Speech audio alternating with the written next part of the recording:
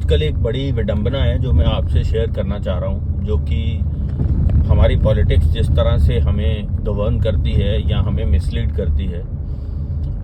आज अगर आपने किसी हिंदू के घर में जन्म लिया है या किसी मुसलमान के घर में जन्म लिया है या किसी ईसाई के घर में जन्म लिया है, तो ये वो चीज़ थी जिस पे आपका कोई अधिकार नहीं था। आपने बस जन्म लिया है क्योंकि वो परिवार उस धर्म को मानता था और अब आप उसी धर्म से जाने जाते हो। जब तक आप मरोगे उसी धर्म के हिसाब से आपके रीति रिवाज होंगे, आपका संस्कार होगा और आप कुछ भी नहीं कर सकते।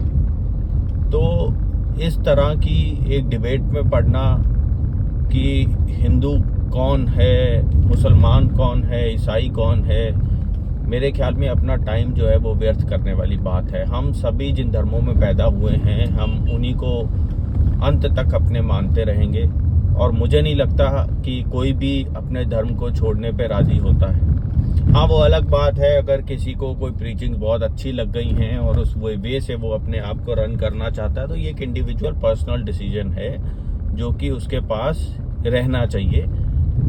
और ये चीज़ जो है ये किसी संस्था को या किसी इंडिविजुअल को अलाउ भी नहीं करती कि वो दूसरे को पुश करे कि नहीं तुम इसी धर्म को अपनाओ।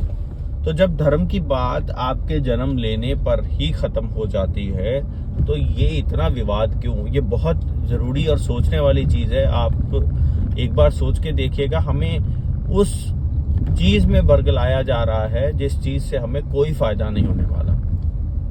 हमें जिस चीज़ से फ़ायदा होगा वो है कि हमारे बच्चे जो हैं वो अच्छी तरह पढ़ जाएं, हमारे आसपास के संसाधन जो हैं जिनके लिए हम अपना टैक्स देते हैं वो हमें अच्छी तरह से बना कर दिए जाएं, उसका रख रखाव जो है वो अच्छी तरह से हो, सड़कें बनी होनी चाहिए, विद्यालय बने होने चाहिए।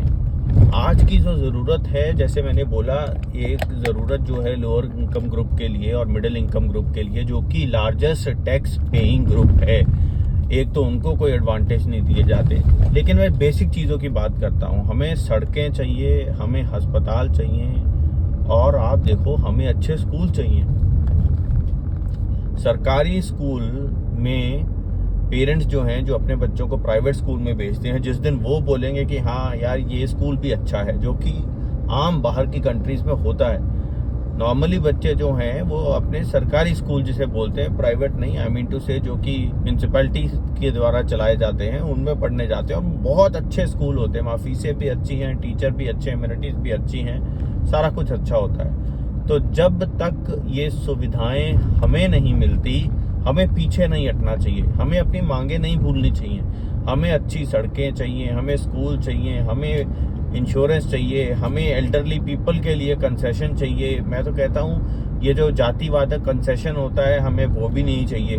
हमें जेंडर बायसनेस को दूर करना है, लेकिन हमने ये भी देखना है कि जेंडर बायसनेस से हम ओवर एक्सप्लॉइट ना हों।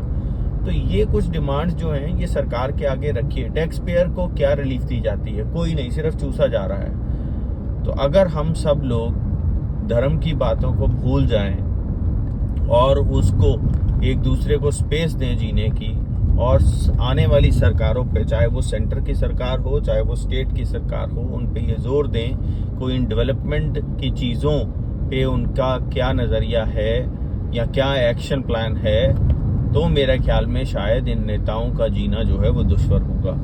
आज वो पैसा बनाकर निकल जाते हैं, 5 साल निकल जाते हैं, कोई सॉरी बोलने भी नहीं आता। एरोगेंस, इनकॉम्पिटेंसी, नॉन रिलायबिलिटी इतनी ज़्यादा है कि अब तो शर्म आती है कई बार कि यार क्या चल रहा है इस देश में। और जहाँ तक रही इलेक्शंस में जाने से पहले इन पार्टियों के मैनिफेस्टो देने की बात, तो अभी कैसे, जैसे गुड़गांव का हाल है कि आज तक कभी कोई सड़कें पिछले 7-8 साल में अंदर की सड़कें बनी नहीं, कूड़ा जगह जगह पे बिखरा हुआ है और गायें जो हैं वो आप सड़क के सेंटर में कभी भी देख सकते हैं। एकदम से आप गाड़ी चला रहे हैं और वहाँ से गायें आ गई और उन पशुओं को भी एक्सीडेंट होता है और गाड़ी चलाने वालों का भी एक्सीडेंट होता है। तो ये आपने आम तौर पर देखा होगा।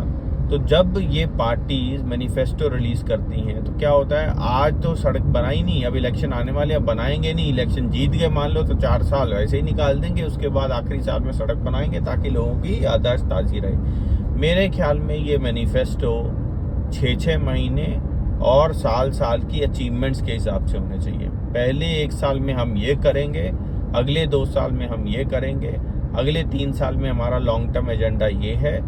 इस तरह के ही मैनिफेस्टो जो है वो जनता को अप्रूव करने चाहिए और गवर्नमेंट को रूल बनाना चाहिए कि मैनिफेस्टो सिर्फ इसी प्रकार के आने चाहिए। अदरवाइज मैनिफेस्टो का आना ना आना एक बराबर है।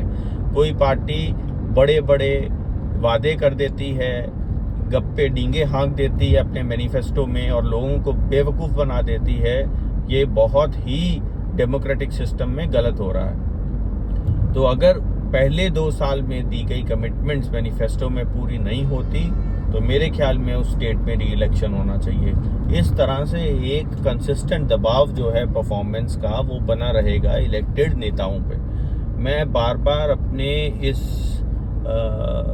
जो आपसे मैं रिक्वेस्ट कर रहा हूँ, जो आपको अपने विचार में प्रकट कर रहा हूँ, मैं बार बार नेता बोलता हूँ बिकॉज लीडर नाम की चीज़ अभी हमें रिसेंटली इस पॉलिटिक्स में नहीं दिख रही। इस देश को, जो कि 1.4 बिलियन का देश है, जहाँ विविध प्रकार के धर्म रहते हैं, जिस देश में इतनी पोटेंशियल है कि वो दुनिया में नंबर 1 आ जाए, लेकिन उसको प्रॉपरली ना तो रिसोर्सेज दिए जा रहे हैं, ना उस पोटेंशियल को यूटिलाइज किया जा रहा है। हमारे बाद आज़ाद होने वाला चाइना अगर आप देखें तो कहाँ से कहाँ पहुँच गया। और मैं इसमें कभी भी, कुछ लोग कहते हैं क्योंकि वो कम्युनिस्ट कंट्री था, एक डायरेक्शन थी तो पहुँच गया, नहीं। डेमोक्रेसी से बड़ी स्ट्रेंथ मुझे नहीं लगता कहीं होती है। जो डेमोक्रेटिक स्ट्रेंथ है उससे ऊपर कुछ नहीं होता। तो हमें अपनी डेमोक्रेटिक स्ट्रेंथ पे गर्व करना चाहिए, लेकिन हमें ये भी देखना चाहिए कि हम वो डिमांड करें अपनी पार्टियों से जो कि हमें मिलना चाहिए, और अगर नहीं मिलता तो हमें प्रोटेस्ट भी करनी चाहिए। Thank you so much, have a good day.